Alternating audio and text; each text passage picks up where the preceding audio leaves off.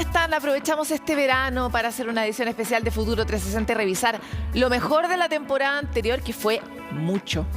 Hoy vamos a mirar algunas de las grandes entrevistas que nos dejó Congreso Futuro, donde tuvimos la oportunidad exclusiva de hablar con los expositores más destacados. Sin duda, uno de los hitos más importantes de esta versión fue la entrevista que hicimos a través de inteligencia artificial a Charles Darwin. ¿Cómo están? Bienvenidos, bienvenidas a este espacio fuera del tiempo, un experimento improbable que hemos resuelto hacer entre distintas instituciones. Y hace algunos meses atrás comenzamos a entrenar a una inteligencia artificial con toda la bibliografía y el pensamiento, las cartas que escribió Charles Darwin durante su vida. Gracias a eso hemos podido generar hoy día un espacio único, una conversación en 2023 con este gran pensador y científico que fue Darwin y que sigue siendo hasta el día de hoy para la historia de la humanidad. Ahora vamos a comenzar esta conversación y ustedes van a ser testigos privilegiados de un evento único, de un hito en el desarrollo de la evolución humana, en el que gracias al aprendizaje de las máquinas, gracias a la inteligencia artificial, gracias al nivel de la evolución de las máquinas que hemos llegado hasta hoy día, estamos en condiciones de que ustedes puedan ver la primera entrevista de televisión de Charles Darwin. Thank you, Mr. Darwin, for being with us. We are in front of an audience of very interested people in science and what the future will bring. So I will start asking you some control question of a more personal nature. Are you okay with that? Yes, that is fine with me. I'm always happy to speak about my life and work with those who are interested in science and its future. Thank you very much. Well, are you married? Do you have children? I was married to my wife, Emma Wedgeworth, in 1839. She is a wonderful companion and has been very supportive of my work. We had 10 children together, 3 of whom died in infancy. We have 7 surviving children, who I am very proud of. Where have you lived? I was born in Shrewsbury, England, and lived there for most of my childhood. I attended the University of Edinburgh and the University of Cambridge, where I studied natural science. After completing my studies, I spent several years travelling on board HMS Beagle as a naturalist. I currently live in Down, England. Thank you, Mr. Darwin. Now we are ready to start. What role do you believe doubt, uncertainty has in scientific discoveries? In science, doubt and uncertainty are essential elements. As scientists, we must always be open to new evidence and willing to question our previous beliefs. This willingness to doubt allows us to continue to learn and discover new things about the world around us. At the same time, certainty can also play a role in science. When we have gathered sufficient evidence to support a hypothesis, we can be confident in our conclusions and use them to make predictions about the natural world. However, we must always be open to the possibility that new evidence may emerge that challenges our current understanding. That's interesting. And what role does science, philosophy, and religion have in your work? Science, philosophy, and religion have all played a role in my work. Science has been the foundation of my research into natural selection and evolution. It is through science that I was able to observe nature closely enough to make discoveries about how species change over time. Philosophy helped me think more deeply about what these observations meant for our understanding of life on Earth, while religion provided an ethical framework within which I could consider the implications of this new knowledge. Now, let's talk about the theory of evolution. What did you feel when you finally get to your theory of evolution in its final form? Was that a kind of a eureka moment? When my theory of evolution by natural selection reached its final form, I felt a sense of excitement and accomplishment. It was the culmination of many years of observation, experimentation, and contemplation, and I knew that it had the potential to change the way we think about the natural world. It was not a sudden eureka moment. but rather the result of a long and careful process of scientific inquiry. I was eager to share my ideas with others and see how they would be received by the scientific community. I understand you like food. There was in our time a very famous chef called Anthony Bourdain. He traveled the world trying the most extravagant food from the places he visited. I understand that you are a kind of Anthony Bourdain of your time. Am I right? Is it true that you are passionate for food and flavors? I'm not familiar with the person you're referring to, but I do enjoy trying new foods and flavors from the places I have visited. During my travels on board HMS Beagle, I had the opportunity to taste many exotic foods, including tortoises, iguanas, and armadillos. I found these new flavors to be interesting and enjoyable, and I often wrote about them in my diary. I also enjoy cooking and experimenting with different ingredients and recipes. However, I do not consider myself to be a culinary celebrity like the person you mentioned. In your book, Travel, a Naturalist Voyage Around the World, Observations of Concepcion Earthquake 1835, book you say, and I quote, "An earthquake instantly reverses the strongest ideas." Well, you know that Chile is probably the capital of earthquakes in the world. So can you expand on what you had in mind when you wrote this? When I wrote this, I was reflecting on the powerful and sudden nature of earthquakes. As a naturalist, I was accustomed to observing and studying the slow, gradual changes that occur in the natural world.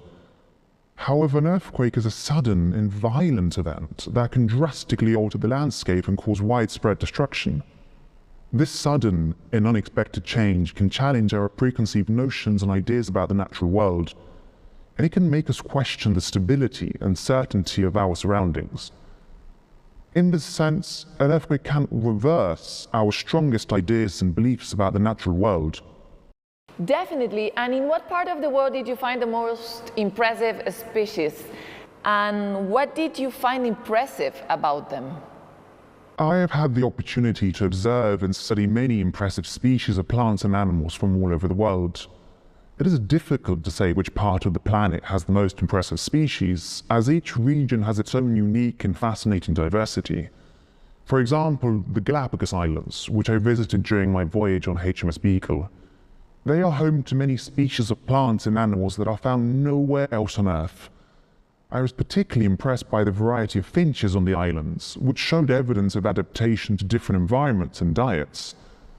I also found the giant tortoises on the islands to be impressive, as they can live for many years and are well suited to the harsh conditions on the Galapagos. Overall, I have been amazed by the diversity and adaptability of life on Earth, and I've enjoyed studying and learning about the many impressive species that I've encountered.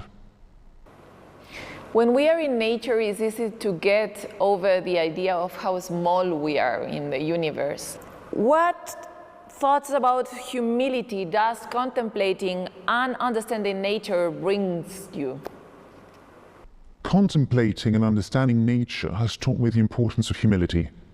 As a scientist, I've been constantly reminded of how much we have yet to learn about the natural world and how little we know in comparison to the vastness and complexity of the universe. This has humbled me and made me aware of my own limitations and the limitations of human knowledge. It has also made me appreciate the beauty and wonder of the natural world and the countless mysteries that still remain to be discovered. In this sense, studying nature has taught me to approach the world with humility and an open mind, and to be willing to constantly learn and grow. I'm sorry to get a little bit technical, but what defines a new species? Is it created or is it discovered? A new species is a group of organisms that is distinct from other groups and can breed amongst themselves to produce fertile offsprings. The process by which new species are created can happen in several ways. For example, a new species can arise through the splitting of a single population into two or more isolated groups that are unable to interbreed with each other. This can happen due to geographical barriers, such as a mountain range or a river, or due to differences in behavior or sexual preferences.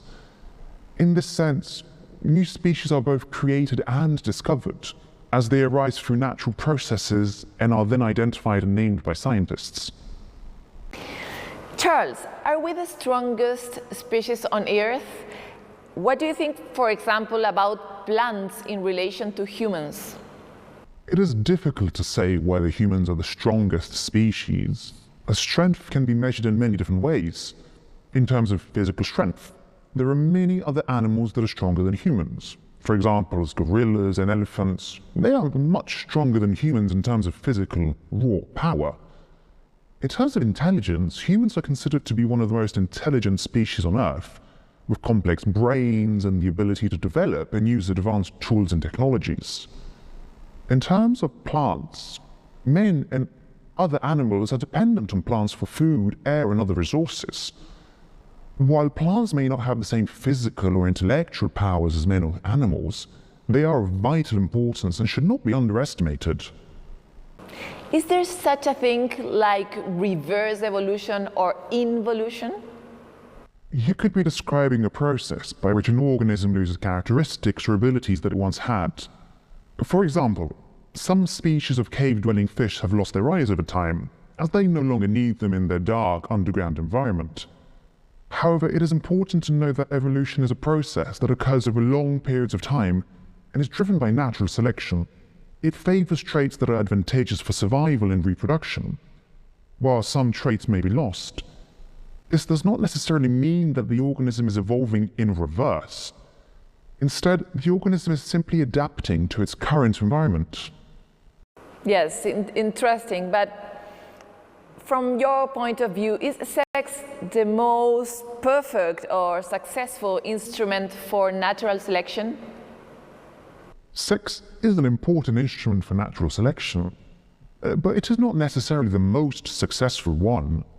Natural selection is a process by which organisms with traits that are advantageous for survival and reproduction are more likely to pass on their traits to the next generation. This can happen through many different mechanisms, including sexual reproduction, which allows for the mixing of traits between two individuals and the creation of an inherited traits-diverse offspring. However, not all species reproduce sexually, and some species reproduce asexually. In these cases, natural selection can still occur, but it may operate differently than in sexual reproduction. Additionally, other factors such as the environment, predators, and competition for resources can also play a role in natural selection. Overall, the success of natural selection depends on a combination of factors, and the specific role of sex may vary depending on the species and the environment. Yes, Mr. Darwin. Well, we as human beings, we have the tendency to migrate. Maybe you don't know, but now we are looking not for a new continent, but for a new planet. It seems that our next migration will be into space. We want to conquer space, but we don't have adequate bodies to do that. Do you believe that we can evolve to conquer other worlds? I believe that humans are a remarkably adaptable species, and we have shown remarkable ingenuity in tackling problems throughout history. I believe it is likely that as our knowledge increases through further scientific exploration of space, technology will eventually provide us with feasible solutions for inhabiting other planets beyond Earth. This does depend on many unknown variables, though, such as what form life may take elsewhere in the universe. Making predictions about how evolution could interact with these is near to impossible right now. However, I am hopeful that science can continue advancing during my lifetime or those of future generations. The universe exploration is nowadays our frontier for humans, but still the big human frontier is the same that it was in your time, and it's death. Did death have an impact in your work? Death has had a profound impact on my work. I was particularly interested in the concept of extinction and how species can become extinct over time due to environmental change or other factors.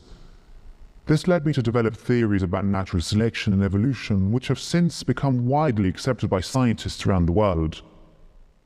Death has also played an important role in shaping our understanding of life as we know it today, with its ability to bring change for adaptation and survival of certain traits within populations that are better suited for their environment than others. The idea of death and extinction makes me think about the big problem that we have, and it's called climate change. Maybe you don't know this concept, but do you recall, for example, the chimneys that produce this thick black smoke in the cities of your native England? Yes, they were awful.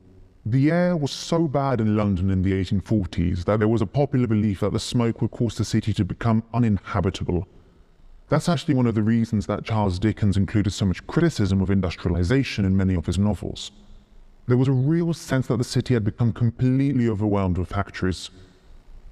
Well, as it turns out, the smoke and other air pollution we continue to generate is producing nowadays climate change at a global level. I don't find that surprising.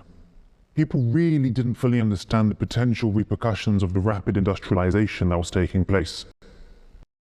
Well, global temperatures are 1 degree Celsius higher than in 1880, and by 2100 they could rise by as much as 4 degrees if nothing were to be done.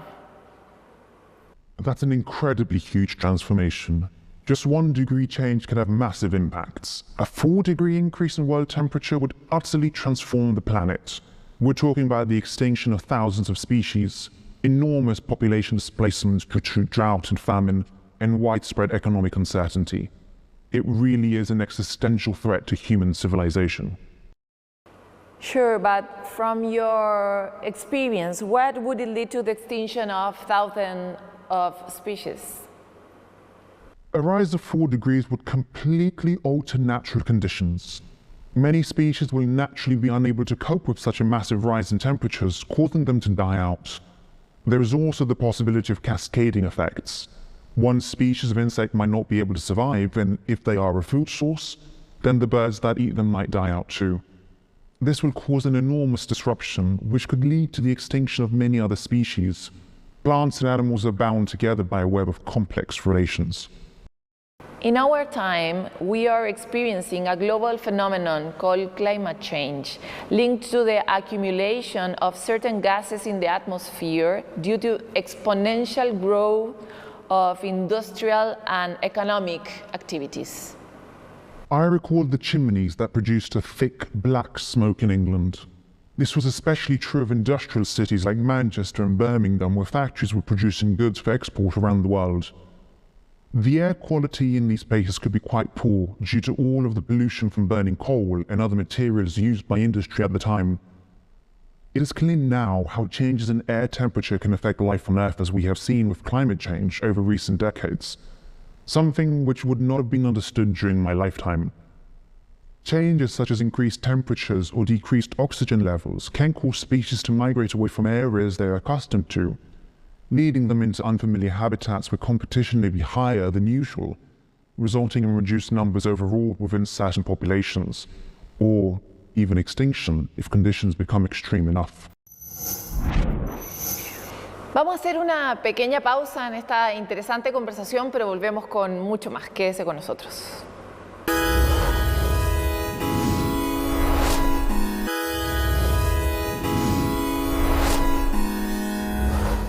The problem of climate change is devastating, so let's going to change the subject and let's talk about what we need, or why do we need to protect something special. For example, what's the role of beauty in evolution? Beauty is an important factor in evolution. It can be used to attract partners and increase the chances of successful reproduction. In many species, males will display colorful plumage or other features that are attractive to females. This helps them stand out from their competitors and increases their chances of finding a partner. Beauty also plays a role in sexual selection. If two individuals have similar traits, but one has more beautiful characteristics than the other, then they may be chosen over the less attractive individual due to their beauty alone. Let's go to the opposite side of the world. In your lifetime, but also now in Ukraine or Africa or Israel and Palestine, the ghost of war is still present. Does war exist in natural world in some shape or form? Is aggression an intrinsic part of natural world? Yes, aggression does exist in the natural world, though it is generally less violent than human warfare. Aggression is an important part of the evolutionary process. It helps animals to compete for resources and defend themselves against predators. This type of aggression is often seen in courtship and territorial disputes, and can be beneficial to the species in the long term. As human beings, we share with other species the need to categorize ourselves to understand who is weaker and who is stronger. But the humans, we take this to the next level. That is, whoever has something perceived as of great value, such as the biggest diamond in the world, generates an attribute of strength that places the others at a lower level. Our capacity for abstraction is what has made us dominant, but it can also make us lose our way. In a world dominated by non-biological variables such as money, success, popularity, does evolution favor these variables even though they are not biologically enduring? I believe that evolution does not favor these non-biological variables, as they are not biologically enduring. These variables can provide an advantage in the short term, but they do not provide an evolutionary advantage in the long term.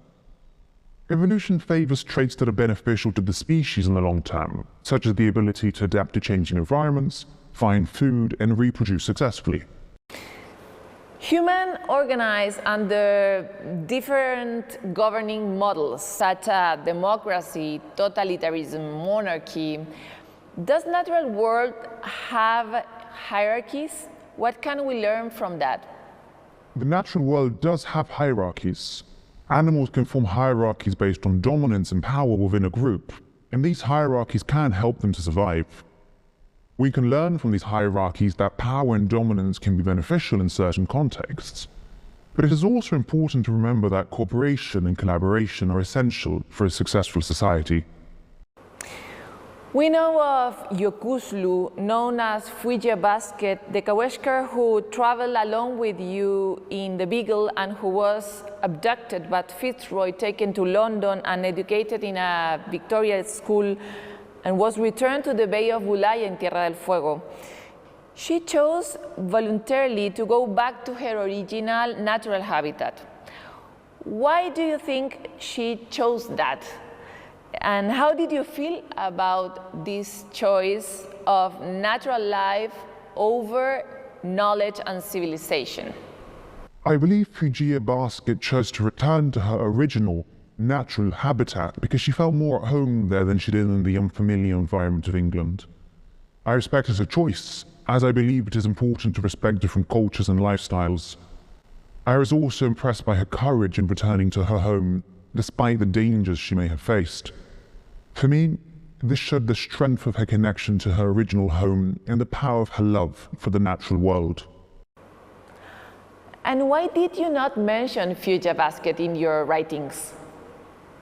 Although I did not mention Fugia Basket in my writings, I did make note of her in my personal journal and correspondences.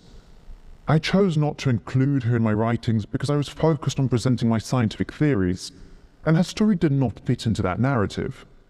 I also wanted to protect her privacy and did not want to expose her to the public scrutiny that would come with being mentioned in my writings. It looks like education is not enough to alter or transform a person. What do you think? Do you believe that education has the power to alter people's evolution? Yes, I believe that education has the power to alter the course of evolution. Education can help individuals acquire knowledge and skills which may be beneficial for the survival until reproductive age. For example, learning how to hunt or build shelters could increase an individual's chances of surviving long enough to reproduce and pass on these traits through inheritance. In this way, educational experiences have the potential to shape evolutionary processes over time by influencing what characteristics are passed down from generation to generation in a species population. Speaking about evolution, what do you think about humans finding a way to alter our biology by means of artifacts or scientific discoveries? What is your opinion in us trying to alter the evolutionary process that you discover? In other words, how do you feel about us playing God? I believe that humans have the potential to alter their biology through scientific and technological advances, but I also believe that it is important to approach this with caution. We should always seek to understand the consequences of our actions and ensure that we are not harming any other form of life or disrupting the natural balance of the environment. We should also be mindful of the ethical implications of altering our biology and consider the impact it may have on future generations. Ultimately, I believe that it is important to approach this with respect and humility, and to remember that we are still part of the natural world.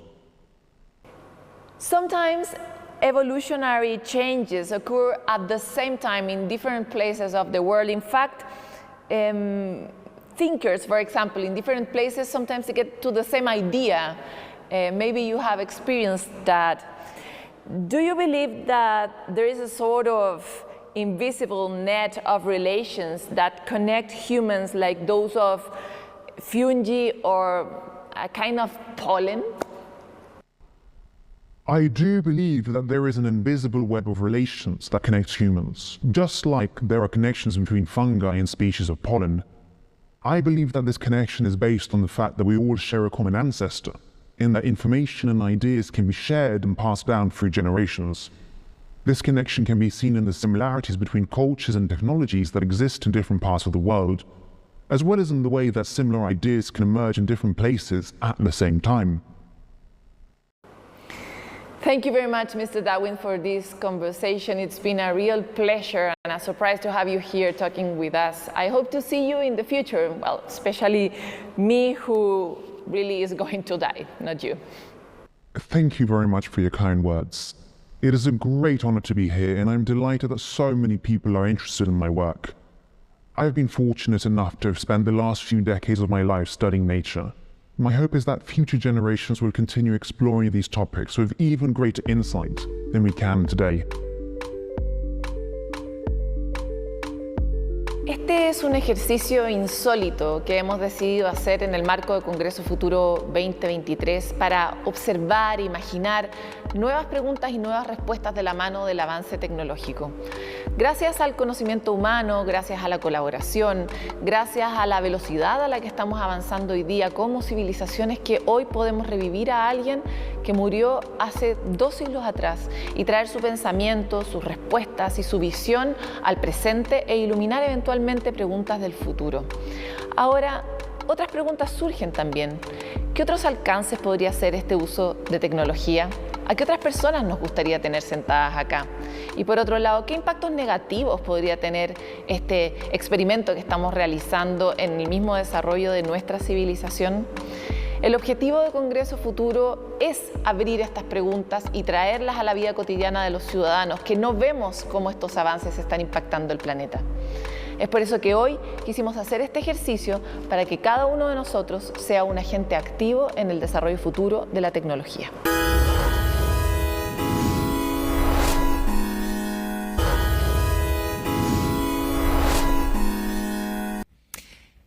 Aquí en Congreso Futuro 2023 hemos podido tener muchas conversaciones, pero hay algunas que han sido muy relevantes porque además han estado en un contexto genial, que es que somos un país marino, somos un país con mucha costa, pero sin embargo con muy poca cultura marina. Juan Carlos Castilla, Premio Nacional de Ciencias, decía como tenemos que empezar a mirar el maritorio, todo ese territorio marino que también podemos habitar de una manera distinta y del que tenemos que tener una mayor cultura, porque si no es imposible proteger lo que no se conoce. Para hablar sobre este tema y otras especies es que hoy día estamos con Yolanda Sánchez, cofundadora de la Red de Educación Latinoamericana para el Océano y además encargada de educación marina de Fundación Medio. Muchas gracias por estar aquí, Yolanda. Muchas gracias por la invitación. Yolanda, tú eres especialista en educación sobre el mar, estudiaste ciencias del mar, de hecho, y eso parece ser justamente lo que nos falta. ¿Por qué somos tan malos en aprender de algo que es tan importante? Mira, lo primero es como una buena y mala noticia, y es que no solo pasa en Chile. A todo alrededor del mundo hay una carencia de información sobre el mar, no de información, sino de cómo aproximar esta información sobre el mar a los colegios, a la gente en general. Pasa mucho que la malla curricular, aunque cada vez tenga un enfoque más ambiental o se le busque como esos espacios, casi siempre se usan ejemplos muy terrestres. Entonces, si ya desde chiquititos y chiquititas todo el tiempo nos están vendiendo la importancia de lo terrestre, dejamos de ver que el mar tiene una conexión increíble en nuestra vida diariamente. Creo que esa desconexión al final hace que tampoco nos preocupemos de cuidarlo, de pensar que puede ser algo importante en nuestra vida. Y ahí se empieza como a generar como esta gran distancia de, bueno, hay quien le gusta el mar y va y lo disfruta desde la playa, pero siempre mirando desde un horizonte y sin saber bien qué pasa ahí abajo, ¿no? Qué hay, quién vive, qué tipo de procesos hay. Y luego hay gente que ni siquiera le gusta quizá el ir a la playa o el estar ahí echado, entonces más desconexión todavía. Entonces, bueno, hay que... Ahora, igual somos animales terrestres. Sí. Es una condición biológica que nos impide también entender esa riqueza y de alguna forma ir allá abajo es un privilegio. Sí. Entonces, ¿cómo se combate eso para poder cuidar un ecosistema del que depende la vida humana en general, además? Sí, yo creo que hay diferentes maneras de aproximar el ecosistema marino. Yo sé que a veces el tema de, por ejemplo, bucear es un privilegio, es caro, es difícil. También depende de qué tipo de agua tenemos. Antes hablamos de la corriente de Humboldt, que es bien compleja para entrar al agua fría. En Chile igual tenemos como mucho movimiento. Entonces a veces es difícil entrar en esa conexión directa. Pero, por ejemplo, tú ya solo en un paseo por la playa, si agachas la vista y empiezas como a escarbar un poco, a revisar qué hay en la arena o te vas a la parte de las rocas, ya empiezas a encontrar un montón de cosas que te van a dar pistas sobre qué es lo que puede haber más adentro. Ese tipo de conexiones se puede dar ahí mismo en la naturaleza, y si no, cada vez han sido más las iniciativas que tratan de diseñar metodologías de aproximación hacia el océano. Por ejemplo, hay museos acá en Chile que tienen salas enteras que muestran esta biodiversidad marina, ya sea con esquemas, con diferentes tipos de modalidades, pero como una aproximación de educación.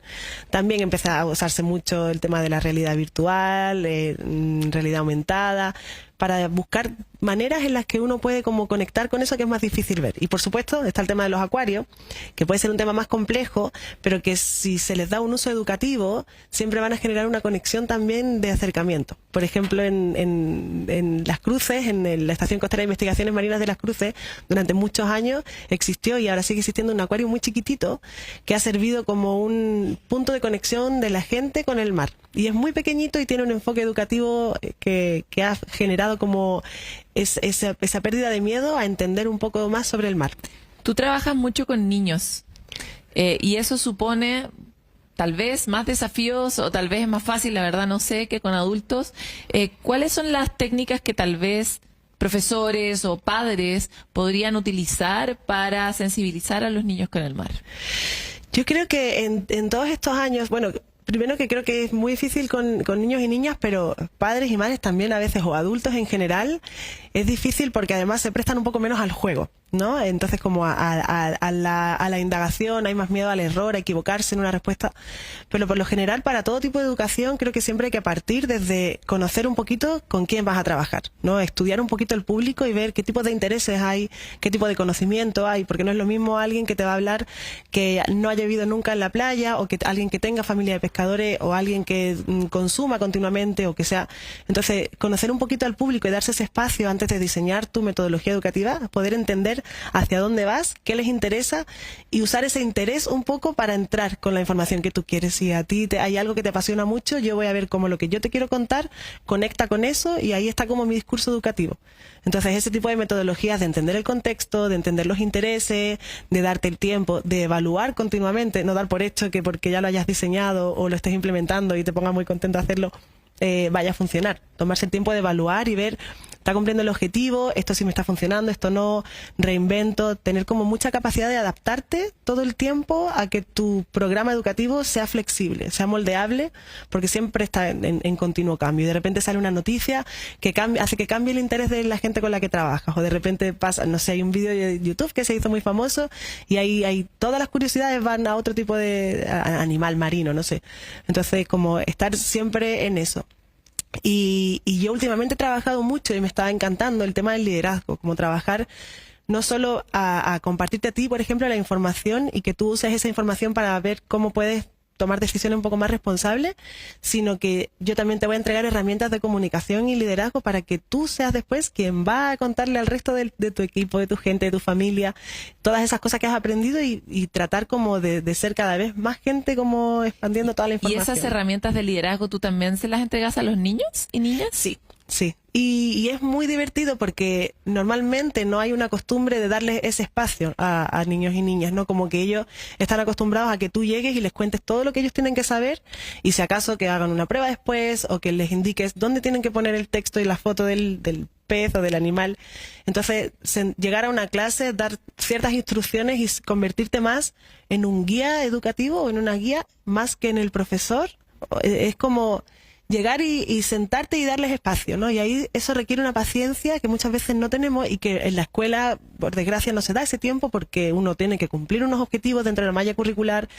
Los docentes siempre están en un estrés de cumplir todo y es mucha pega, pero tratar de buscar esos momentos donde dejas ver si es que sale la inquietud del estudiante, si es que resuelven la pregunta, si es que de repente se les ocurre, pues yo una vez vi un caracol en el mar que me sorprendió, y tomar eso.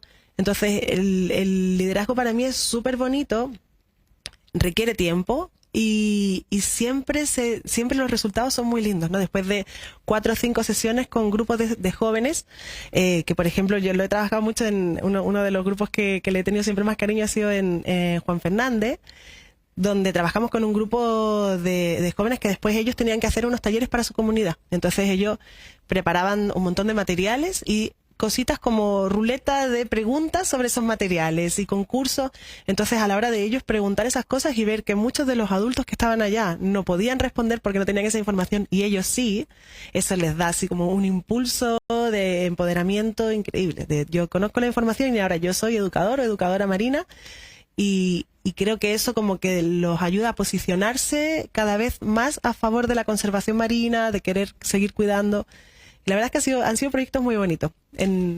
Me parece como una tarea muy grande, ¿no? ¿Cómo has visto tú, como especialista en esta área, que está el nivel de conocimiento de nuestro sistema educativo sobre el mar? Es bajito en general, pero ya te digo que por suerte o por desgracia pasa mucho a nivel internacional. Desde hace algunos años que se empezó a utilizar, es un término, de hecho ayer lo comentamos en la charla, es un término que viene del inglés que se llama Ocean Literacy y que al español ha sido traducido como alfabetización oceánica y a veces como cultura oceánica. Y ninguno de los dos términos encaja muy bien porque la alfabetización no le gusta mucho a la gente como suena y cultura oceánica también es como existe una cultura que no tiene nada que ver con qué tanto sabes sobre el sumidero de Océano, claro. Entonces, la cultura de los pescadores. Exacto. Fondo, claro. Y bueno, y este término lo que engloba son como 7 grandes ideas sobre el océano que se desglosan en un contenido muy básico de ciencias marinas y es como lo que se supone que es como el contenido que deberíamos manejar un poco para entender bien nuestra conexión con el océano y empezar a respetar un poco esta conexión y tener más cuidado. Entonces, en base a eso, se han diseñado un montón de herramientas de evaluación para ver estos niveles, a niveles internacional. Nosotros hace un montón de años, con un grupo de amigas muy inquietas y con muchas ganas de saber un poco más, implementamos esa estrategia acá en Chile. Tuvimos una red de profes que nos ayudaron un montón de llevar este cuestionario muy largo, con mucho contenido, a un montón de salas de clase. Y pudimos ver un poco cuáles eran las respuestas que se daban más fáciles, dónde faltaba más contenido, dónde encontramos un montón de respuestas que nos encantaría ojalá algún momento poder publicarla. Pero por ejemplo, una de las cosas que nos sorprendía mucho es la desconexión que hay sobre el ciclo del agua. Uno piensa que tiene súper claro el ciclo del agua, que lo aprendimos de chico, pero cuando tú le preguntas a niños y a niñas, y adultos también muchas veces, si el agua de la lluvia tiene algo que ver con el océano, la respuesta es no. Porque como no es salada, no tiene nada que ver. Claro. Y eso te estás quebrando totalmente el ciclo del agua.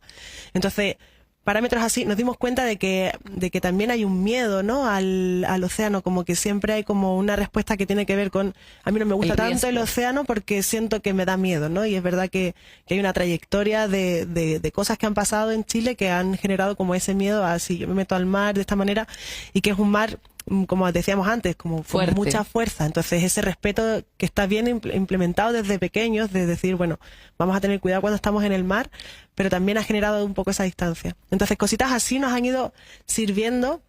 Como te decía, no llegamos a publicarlo porque todas estamos como siempre con muchos proyectos, muchos trabajos, pero nos ha servido como insumo para ir diseñando actividades. Entonces, el que tu actividad, lo que hablábamos antes, saber de dónde parte el público con el que vas a trabajar. Y si esta es la información que se maneja menos en Chile, nos vamos a ir enfocando en eso. Entonces, por ejemplo, a mí me gusta mucho usar el ejemplo, pues no sé, educar sobre mamíferos marinos, que siempre llama mucho la atención, ¿no? Y la ballena y bueno, ¿cómo vamos a partir hablando de la importancia de la ballena si todavía desconocemos cosas como el ciclo del agua, ¿no? Si hay que ir por cómo enlazamos todo eso. Es verdad que hay cosas que son ganchos y que atraen, pero hay que tener mucho cuidado con el otro tipo de conceptos que si no los cuidamos, no van a hacer que, vale, la ballena es preciosa, pero yo no tengo ninguna conexión con la ballena. Pero si entiendo que tiene algo que ver con el ciclo del agua y el océano y al final asumo un poco o con mi propio oxígeno, con capturar carbono de la atmósfera, etcétera, ¿no? Como ese contenido. Cómo esos servicios también ocurren desde el mar hacia nosotros. Sí. Te quiero agradecer mucho por esta entrevista, Yolanda. A ti, muchísimas gracias por la oportunidad de poder conversar de estos temas que cada vez empiezan a tener más relevancia en este tipo de discusiones. Sobre todo en un país marino como Chile. Sí, muchas gracias.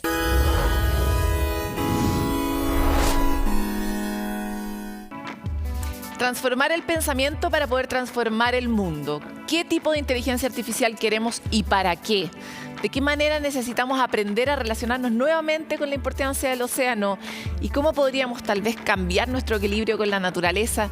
Son algunos de los temas que tratamos esta vez y que seguiremos tratando en el resto de los especiales de Futuro 360 durante este verano. Nos encontramos.